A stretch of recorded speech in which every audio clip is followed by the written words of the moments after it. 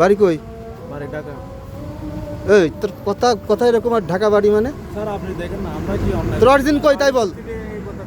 বাড়ি কোথায় আমার অরিজিন? বাড়ি স্যার আমি এখানে চাকরি করি। কই চাকরি করিস? আমি ঢাকা পুরান ঢাকাতে চাকরি করি। কোথায়? তোর বাড়ি কই সেটা জিগাইছি। আমার বাড়ি চট্টগ্রাম। এই চট্টগ্রাম জেলার এই লাঠি দে তো।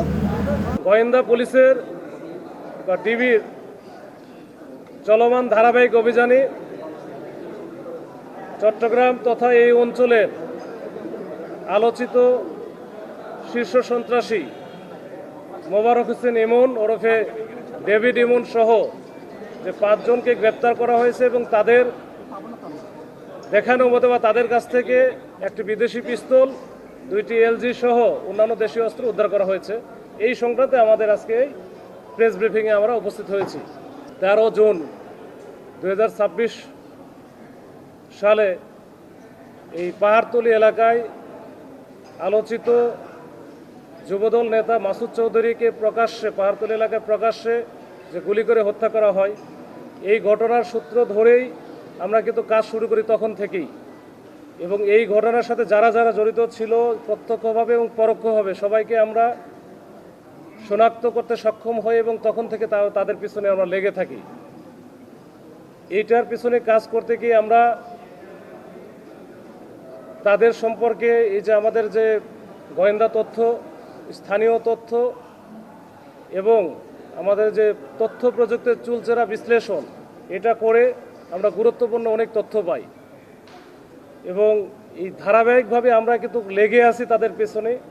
লেগে থাকার একটা পর্যায়ে গত 22 তারিখে, এই মাসেরই গত কয়েকদিন আগে 22 তারিখে আমরা ওই মামলার, যেটা মাসুদ হত্যা মামলার অন্যতম আসামি এবং এজার নামীয় আসামি ইলিয়াস ওরফে ধামা ইলিয়াস, তাকে কিন্তু আমরা গ্রেপ্তার করতে সক্ষম হই।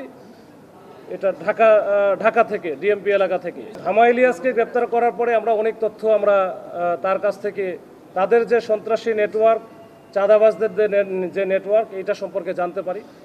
এর মধ্যে আপনারা দেখেছেন যে গত কয়েকদিন আগে সিএমপি এলাকায় যে ইন্টারনেট সরবরাহকারী প্রতিষ্ঠান ডিডিএন, এইখানকার যে মালিক বা সত্ত্বাধিকারী, তাকে ফোন করে যে 2 কোটি টাকা চাঁদা দাবি করা এবং সেই সাথে 2-1 দিনের মধ্যেই সেইখানে আবার ওই যে কিশোর গ্যাং যারা আছে এদেরকে দিয়ে হামলা ভাঙচুর করা, এইসব ঘটনার প্রেক্ষিতে আমরা কিন্তু তার কাছ থেকে গুরুত্বপূর্ণ কিছু লিড পাই। এই লিড পাওয়ার পরপরই আমরা কিন্তু বিভিন্ন জায়গায় আমাদের এই জেলা পুলিশ চট্টগ্রামের কয়েকটা টিমকে আমরা ভাগ করে দিই।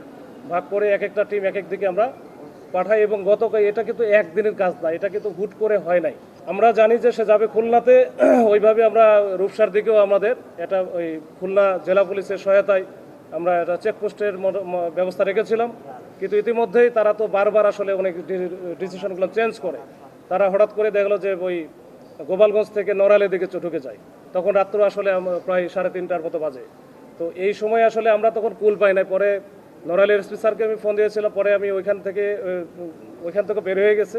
এরপরে যশোরে এসপি স্যারের সাথে যোগাযোগ করে ওইখানে লাকিলি স্যারকে আমি পেয়ে গেছি এবং স্যার একেবারে প্রথম কলেই ধরেছেন এবং সাথে সাথে আমাকে একটা টিম অ্যাসাইন করে দিয়েছেন বা আমার সাথে ট্যাগ করে দিয়েছেন। আমি ওই টিমকে সার্বক্ষণিকভাবে সহায়তা করে এবার কোথায় কি যাচ্ছে আমরা সব আপডেট দিয়ে, আপনারা জানেন যে যশোরে যে জমজমপুর এলাকা, ওইখানে মোটামুটি ভোরের দিকে 5টা বা এরকম 5:15টার দিকে আমরা কিন্তু এই যে ডেভিড ইমন সহ আরও 3 জন, মানে সব মিলে 4 জনকে ওখানে গ্রেপ্তার করতে সক্ষম হই এবং আমাদের টিমটা পিছনেই ছিল।